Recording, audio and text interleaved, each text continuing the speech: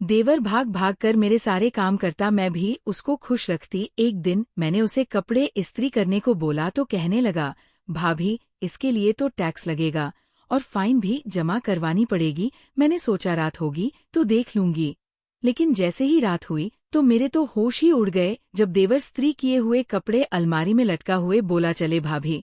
अब मैंने कहा, देवर जी ये कहाँ ले जा रहे हो? छोड़ो मुझे, मैं अपना बाजू छुड़ाते हुए चिल्ला रही थी, लेकिन उसने मेरी कोई बात ना सुनी। रिंकू भगवान से डरो, तुम्हारे भाई को पता चल गया तो क्या सोचेंगे तुम्हारे बारे में। मैंने अपने देवर को अपने पति का खौफ दिलाना चाहा, लेकिन उसके सर पर तो जुनून सवार था। उसने मेरी एक ना सुनी, वह मुझे बाजू से खींचता हुआ आगे बढ़ रहा था। मैं अपना पूरा जोर लगा रही थी, लेकिन खुद को छुड़ा नहीं पा रही थी। रिंकू छोड़ दो मुझे, तुम्हें भगवान का वास्ता है, मैं मिन्नतें कर रही थी, लेकिन उसे मुझ पर जरा भी रहम नहीं आया।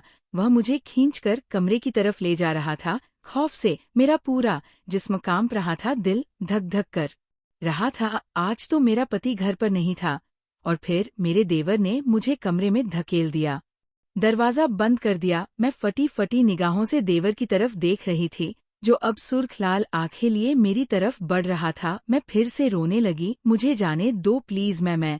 और फिर मेरी आवाज गले में ही रह गई। उसने एक जोरदार थप्पड़ मेरे गाल पर रख दिया था। मैं तो हक्का बक्का रह गई थी। मुझे अपने देवर से ऐसी उम्मीद नहीं थी। अभी कल की ही तो बात थी जब देवर मेरे सामने नजर झुकाकर रखता था, कभी उसने आंखें उठाकर मुझे नहीं देखा था। और आज वो क्या करने जा रहा था मेरे साथ, ये सोचकर ही मेरी आत्मा लरज गई, और मैं अपनी पिछली जिंदगी के बारे में सोचने लगी कि ऐसी कौन सी गलती हुई थी मुझसे जो देवर को यहाँ तक ले आई। मेरी शादी ऐसे इंसान से हुई थी जिसका आगे पीछे कोई नहीं था सिवाय एक छोटे से भाई के। ना बाप ना माना कोई बहन और ना रिश्तेदार। जब मेरा रिश्ता आया तो मैं बहुत खुश थी। लड़का अच्छी जॉब करता था, मुझे सास नंदों की टेंशन नहीं थी, इसलिए मैंने हाँ कर दी। मैंने अपनी शादी पर बहुत खुश थी, सब कुछ मेरे मुताबिक हुआ था। मेरा पति अच्छा इंसान था, वह ज्यादातर बिजी रहता था। मेरा एक 14 से 15 साल का देवर था जो स्कूल में पढ़ता था। मेरे पति ने बताया कि उसकी गैर मौजूदगी में मेरा सारा काम देवर करता था। वो सुबह उठकर अपने लिए और अपने बड़े भाई के लिए नाश्ता बना देता था। रविवार वाले दिन मशीन लगाकर कपड़े धो देता। 2 दिन बाद पूरे घर की सफाई कर देता। शाम का खाना बाहर से ले आता। वह पढ़ने में अच्छा था, इसलिए रात को अपने लिए चाय बनाता तो अपने भाई के लिए भी बना देता। मैं ये सब सुनकर हैरान रह गई। वह सीधा साधा मासूम सा लड़का, काफी मेहनती था। फिर मेरे पति ने मेरा हाथ थाम हुए कहा कि मेरा भाई बहुत छोटा था जब माँ बाप एक हादसे में हमें छोड़कर चले गए। अपना और अपने भाई का पेट पालने के लिए मैं काम करने लगा। मेरे भाई को कभी माँ बाप का प्यार नहीं मिला, वो ईश्वर की दया से पल गया और अब मुझे संभाल रहा है। मैं बस पैसे कमाता हूँ, लेकिन घर कैसे चलाते हैं ये मेरे 14 से 15 साल के भाई को अच्छे से आता है। अब तुम आ गई हो ना, तो इसका ख्याल रखना, इसे अपने छोटे भाई या बेटे जैसी मोहब्बत देना। मैंने ये सब बातें खामोशी से सुन ली और अपने पति से कहा कि तुम फिक्र ना करो, मैं सब संभाल लूंगी। लेकिन सच बात तो ये थी कि मुझे थोड़ा सा गुस्सा आया था कि मेरा पति अपने भाई की तारीफ किए जा रहा था। खैर अगले दिन मेरी आंख देर से खुली, देखा तो मेरा पति जा चुका था। मैं बाहर आई तो देवर को किचन में चाय बनाते देखा। आजकल उसकी परीक्षा हो रही थी और वह दिल लगाकर पढ़ता था। उसे देखकर मेरे दिमाग में एक ख्याल आया और मैंने फौरन उस पर काम करना जरूरी समझा। रिंकू, मैंने उसे प्यार से पुकारा, जी भाभी। उसने फौरन प्यार से जवाब दिया। उसकी नजरें झुकी हुई थी, उसके चेहरे पर मुझे डर भी दिखाई दिया था। मैंने सुना है तुम नाश्ता बहुत अच्छा बनाते हो, मैं भी तुम्हारे हाथ का नाश्ता करना चाहती हूँ, मुझे कराओगे ना नाश्ता? मेरी बात सुनकर उसने हैरत से सर उठाकर मुझे देखा, उसकी आंखों में हैरानी थी। आप बैठे, अभी बना देता हूँ। वो खुश हो गया था और फिर खुशी खुशी नाश्ता बनाने लगा। मेरा प्लान कामयाब हो चुका था। मैं एक अंगड़ाई लेते अपने कमरे में वापस आ गई और अपने बेड पर लेट गई, मोबाइल चलाने लगी। 10 से 15 मिनट बाद ही रिंकू गरम गरम नाश्ते के साथ हाजिर था। मेरी भूख एकदम ही बढ़ गई थी। खुशबू तो बहुत अच्छी आ रही थी। मैंने तारीफ करते हुए कहा, भाभी आप पहले खाकर देखे फिर बताइए ये पराठा कैसा बना है और ऑमलेट भी। उसके चेहरे पर मासूम बच्चों जैसी मुस्कान थी। मैं दिल ही दिल में हंस दी। वह चला गया और मैंने खूब अच्छे से नाश्ता किया। उसके बाद मैं फिर से सो गई। जब उठी तो लंच टाइम था, गर्मियों का मौसम था। अब मेरा कुछ भी बनाने को दिल नहीं था। मैं कुछ सोचती हुई कमरे से निकली और रिंकू के कम की तरफ बढ़ी। वो पढ़ रहा था। मैंने उसे कहा कि नाश्ता बहुत अच्छा बना था। अब ऐसा करना, लंच भी तुम ही बनाना, मटर पनीर बना लेना। तुम्हारे भाई भी बड़े शौक से खाते हैं और मैं भी तुम्हारे हाथों का मटर पनीर चख लूंगी। उसके बाद तो सारा काम मुझे ही करना है। ये बात सुनकर उसके चेहरे पर परेशानी सी उभरी थी। भाभी, वो दरअसल मेरा कल पेपर है। खैर, चले मैं कोशिश करता हूँ। मैं जानती थी वो मेरी बात नहीं टाल सकता था और वैसे भी उसे पढ़ लिख कर कौन सा अफसर बन जाना था। उसे मटर पनीर का बोलकर मैं अपनी दोस्तों के साथ शॉपी पर चली गई। 3 घंटे बाद लौटी तो सारा घर चमक रहा था। मैं समझ गई थी सफाई मेरे देवर की कमजोरी थी। वो घर को गंदा नहीं देख सकता था और फिर मेरी यही रूटीन चल निकली। कभी मेरे पति देव बिना नाश्ता किए चले जाते तो कभी मैं उन्हें नाश्ता बना कर देती, लेकिन ज्यादातर मेरा देवर ही उन्हें नाश्ता देता था। उनके मैट रिक के पेपर भी हो गए थे। अब वह फ्री होता तो सारा घर का काम भी कर देता था, क्योंकि मैं तो नाश्ते के बाद फौरन सो जाती और उठकर अपने कमरे की सफाई कर लेती थी। शाम का खाना भी देवर बनाता था और पति देव के आने पर मैं रोटी बना लेती और चाय भी, जिससे मेरे पति को लगता सारा काम मैं करती हूँ। हफ्ते बाद कपड़े मेरा देवर धो देता था। वो खामोशी से सारे काम कर लेता था। मेरा देवर अब कॉलेज जाने लगा था। उसका कद काट अब लंबा हो गया था, लेकिन अभी मैं उससे काम करवाती थी। उसे कहने की जरूरत न पड़ती थी। अब वो अक्सर देर से घर आता। एक दिन वह मेरे पास आया और कहने लगा कि कल मेरी फीस जमा करवानी है, आप रात को भाई से बात कर लेना, मैं जरा देर से घर आऊंगा। उसकी बात सुनकर मेरी आंखें चढ़ गई कि अब इसे पैसे देने पड़ेंगे। कॉलेज की फीस कम से कम 1 लाख तो होगी ना, और मैं ऐसा बिल्कुल भी नहीं चाहती थी कि मेरा पति फिजूल में इतने पैसे अपने भाई को दे। इसलिए मैंने शाम को अपने पति को बताया ही नहीं और सुबह हुई तो देने फीस का पूछा। मैंने झूठ बोला और कहा कि तुम्हारे भाई कह रहे थे कि हाथ अभी तंग चल रहा है, इसलिए पैसों का इंतजाम नहीं हो सकता। ये सुनकर देवर परेशान हो गया। उसका मुंह लटक गया और वो खामोशी से चला गया। मैंने सुकून का सांस लिया और उसके बाद देवर से दोबारा अपने भाई से कोई बात ना की। वक्त गुजरता गया, मैं भी अपनी जिंदगी में बिजी हो गई और देवर भी। अलबत्ता अभी भी जिस वक्त मुझे देवर खाली मिलता, मैं उसे काम पर लगा देती। मुझे शुरू से ही काम करने की आदत नहीं थी, बल्कि यूं कह ले कि मैं एक कामचोर थी। मैंने सोचा था ससुराल जाकर एक नौकरानी रख लूंगी, लेकिन यहाँ मुझे में काम करने वाला देवर मिल गया था, इसलिए नौकरानी की अब भला क्या जरूरत थी। जिस दिन मेरे पति घर पर होते तो मैं तबीयत खराब होने का बहाना बना लेती और पति देव उस दिन खाना बाहर से ले आते। मैं बिल्कुल वैसी जिंदगी जी रही थी जैसी मैं चाहती थी। मेरा देवर अब रात को 10 से 11 बजे वापस आता था और सुबह जब मैं उठती तो किचन साफ सुथरा होता, क्योंकि रात को वो सारे बर्तन धोकर और किचन साफ करके सोता था। मुझे कहने की जरूरत नहीं पड़ती थी।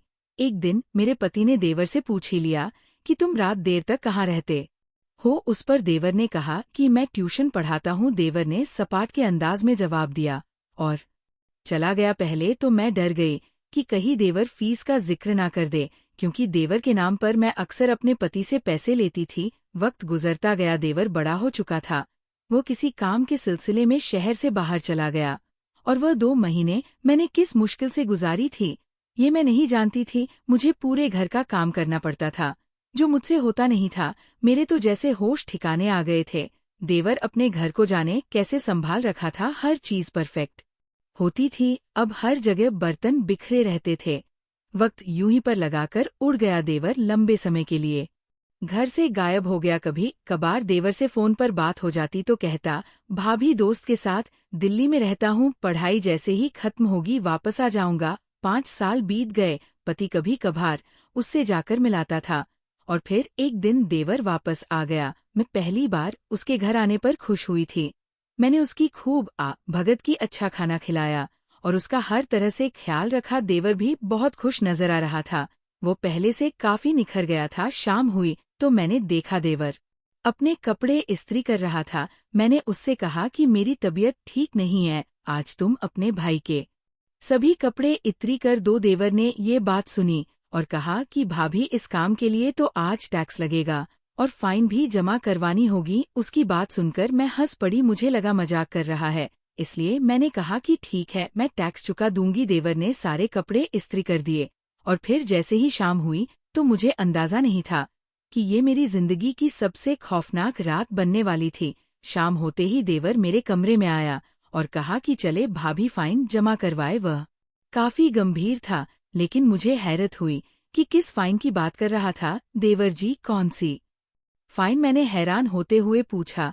ये तो आपको ऑफिस पहुंचकर ही पता चलेगा। देवर ने उसे गंभीरता से जवाब दिया, अगर ये मजाक है तो मेरे पास बिल्कुल भी टाइम नहीं है, मुझे जरूरी काम से जाना है, मैंने लापरवाह अंदाज में कहा और अपना बैग उठाती कमरे से बाहर निकल आई। लेकिन देवर ने आगे बढ़कर झटके से मेरा बाजू थाम लिया। मुझे तो जैसे करंट सा लगा था। जिस देवर ने कभी मुझे नजर उठाकर भी नहीं देखा था, उसने आज मुझे छुआ था, और ये बहुत बड़ी बात है। ये क्या बदतमीजी है? छोड़ो मेरा बाजू, मैंने गुस्सा करते हुए कहा। छोड़ दूंगा, पर पहले सारे हिसाब बराबर करने हैं। देवर का अंदाज कुछ ऐसा था कि मेरी रीढ़ की हड्डी में सनसनाहट दौड़ गई। मैंने खुद को छुड़ाने की बहुत कोशिश की, लेकिन देवर मुझे खींचकर कमरे की तरफ ले जाने लगा। मैं डर गई थी और अब उसे ये कह रही थी कि तुम्हारा भाई तुमसे नाराज हो जाएगा अगर उसने तुम्हें मुझसे बदतमीजी करते देख लिया। पर उसने मेरी एक ना सुनी। वह मुझे अपने कमरे में ले गया और एक जोरदार थप्पड़ मुझे दे मारा। ये थप्पड़ इसलिए कि आपने भाई को हमेशा धोखा दिया। वह गुस्से से लाल पीला हो चुका था। मैं तो हैरान रह गई थी। फिर उसने एक फाइल उठाई और मेरे सामने फेंकी। आप जो गवर्नमेंट से छुप छुप कर बिजनेस कर रही हैं, उसकी सारी जानकारी है इस फाइल में। आपके जिसमें जितना भी टैक्स है वो आपको चुकाना होगा। वो क्या बोल रहा था, मुझे कुछ समझ ना आया। और ये देखिए, मैं एक इनकम टैक्स ऑफिसर हूँ, जानता हूँ आप जायज बिजनेस कर रही हैं, लेकिन गलत तरीके से कर रही हैं। इससे पहले कि इनकम टैक्स वाले आपको लेकर जाए, खामोशी से पूरा पूरा टैक्स चुका दो। उसने अपना कार्ड मेरे सामने किया और मैं हैरान रह गई। वो वाकई ऑफिसर बन चुका था। इतने लंबे टाइम से वो घर से इसलिए गायब था क्यों? क्योंकि वह ट्रेनिंग पर गया हुआ था। और इस फाइल में वो सारा हिसाब किताब है। जो आपने मेरे नाम पर भाई से पैसे लिए, वह सारे आपको आज मुझे चुकाने होंगे। मैं खाली खाली नजरों से देवर को देख रही थी, जाने उसे कैसे मेरे बिजनेस का पता चल गया था। हालांकि मैंने बहुत राजदारी से सारा काम किया था। जानती है, जब आप पहली बार इस घर में आई थी तो मैंने आपको भाभी नहीं मां समझा था। मैं प्यार का भूखा था। मैं थक गया था अपने नाजुक हाथों से काम करते करते। पर आपने क्या किया? आपने मुझे नौकर नौकर बना लिया। देवर की आंखों में आंसू आ गए और मेरा सर झुक गया। मैं जानता था अगर मैंने इनकार किया तो आप मुझसे नफरत करेंगी, भाई को मेरे खिलाफ भड़काएंगी। इसलिए मैं खामोशी से आपकी हर बात मानता गया।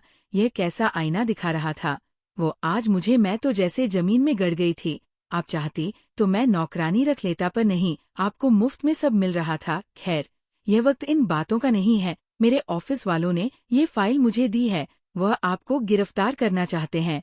मैंने उनसे मिन्नतें की कि मैं आपको मना करूंगा, क्योंकि मैं नहीं चाहता आपकी वजह से मेरे भाई की बदनामी हो।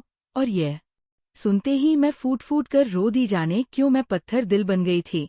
मेरे अंदर लालच आ गया था। मैंने अपनी दोस्त के कहने पर पति से छुपकर एक बिजनेस शुरू कर लिया था, जिससे मैं 2 नंबर तरीके से माल का लेन देन करती थी और इस तरह गवर्नमेंट का सारा टैक्स हड़प जाती थी। लेकिन जानती थी ये गलत काम था, पर लालच ने मुझे अंधा कर दिया था। अब वक्त यही था कि मैं पूरा टैक्स चुका दूं और अपने देवर से भी माफी मांग लेती और सारे पैसे उसे दे देती। मैंने ऐसा ही किया। सारा हड़प किया हुआ टैक्स का पैसा इनकम टैक्स वाले को दे दिया। देवर से माफी मांगी। देवर का ये एहसान काफी था कि उसने पति के सामने मेरी इज्जत रखी थी। और फिर उस दिन से मैं सुधर गई। पैसा तो आनी जानी चीज थी, असल चीज तो रिश्ते थे, जो मैं अब खोना नहीं चाहती थी, ना पति को ना अपने भाई जैसे देवर को। दोस्तों, उम्मीद करती हूँ आपको हमारी कहानी पसंद आई होगी। कहानी पसंद आई है तो वीडियो को लाइक करें। चैनल पर नए हैं तो चैनल को सब्सक्राइब करें और हाँ, नोटिफिकेशन बेल को जरूर दबाएं ताकि अगले अपडेट सबसे पहले आपको मिले।